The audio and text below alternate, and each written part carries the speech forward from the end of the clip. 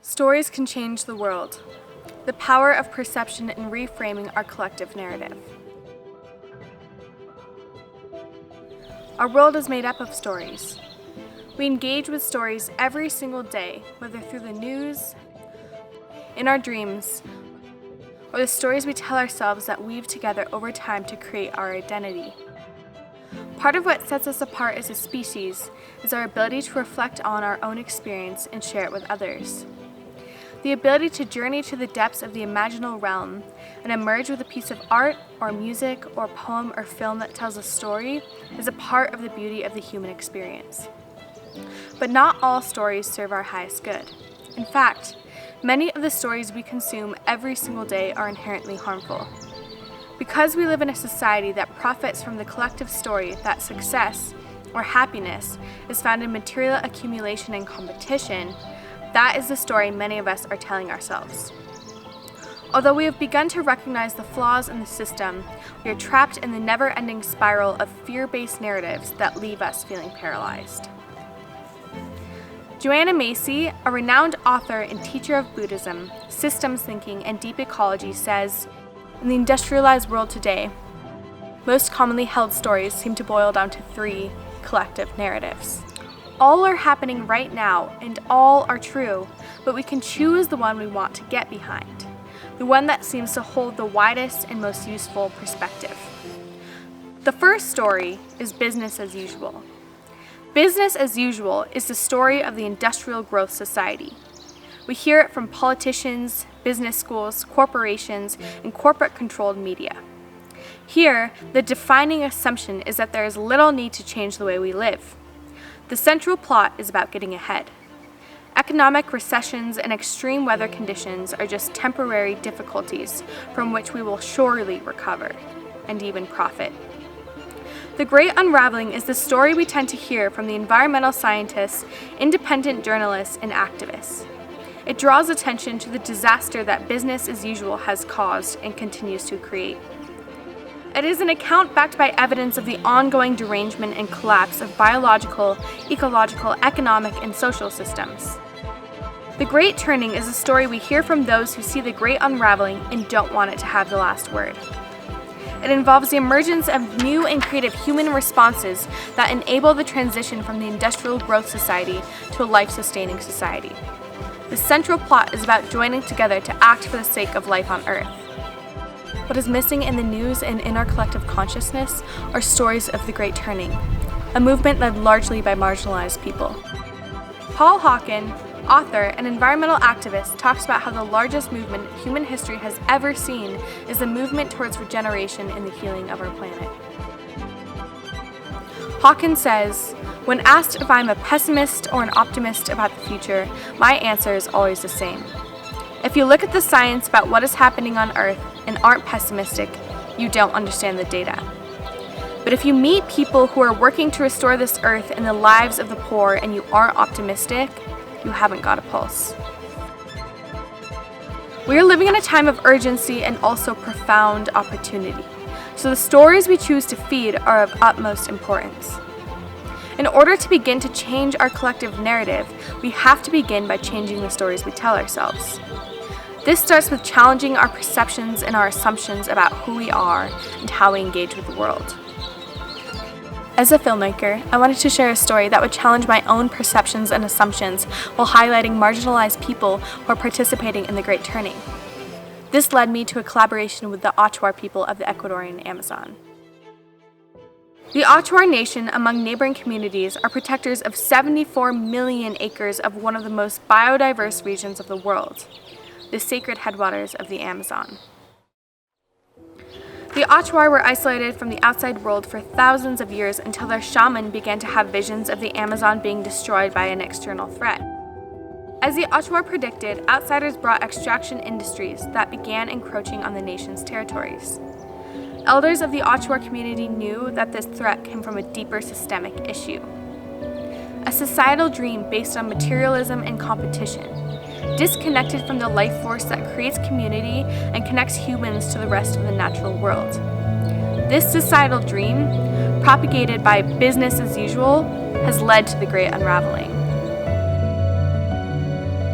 The Ottawa understand that it is our dreams and our perceptions that create our reality. Our dream is our collective story. They say that we as the modern world dreamt up this nightmare we are living in, but because of that, we have the power and capacity to change our dream and to choose the story of the Great Turning. Numi, a shaman of the Ecuadorian Amazon, said, "The world is as you dream it. Your people dreamed of huge factories, tall buildings, as many cars as there are raindrops in this river. Now you begin to see that your dream is a nightmare. All you have to do is change the dream of your people." Inspired by these words, our production team has set out to document our journey to the Amazon to learn from the Ottawa how we, as products of this Western materialistic society, can collaborate with the Ottawa to change our dream and participate in the Great Turning.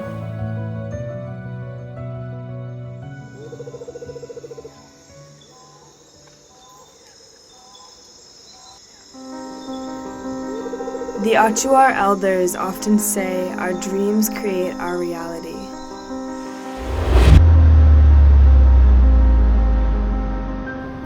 Long ago, humanity dreamt a world of industry and technology, where concrete and metal shaped the sky. Now, as the rainforest disappears behind the mirrors of skyscrapers, we see in our reflection this dream is no longer sustainable. Climate scientists say this fires are is far ravaging from the norm. Amazon, and yet Intentionally destroying the land for more Where development. fires are consuming the world's largest rainforest. The Achuar speak of a jaguar standing at the gates of perception, guarding the realm between our dreams and our reality. The jaguar is our fear.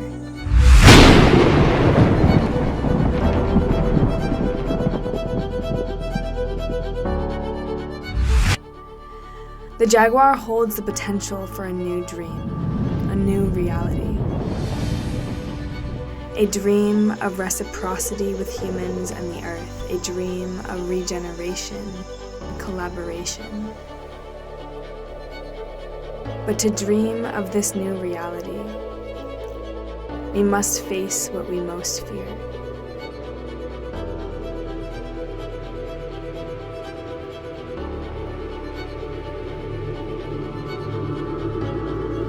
Only then will we be able to turn our new dream into a reality.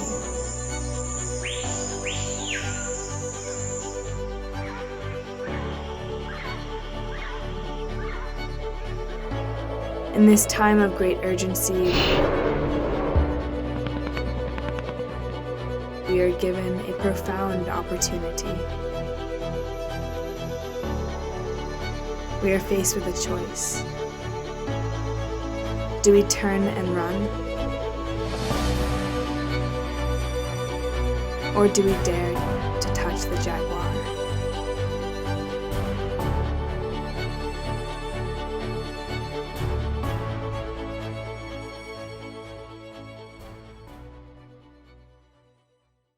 As I began my journey to share the message of the Achuar, I began to confront the inherent tensions of creating this film from the positionality of a white woman of settler colonial descent.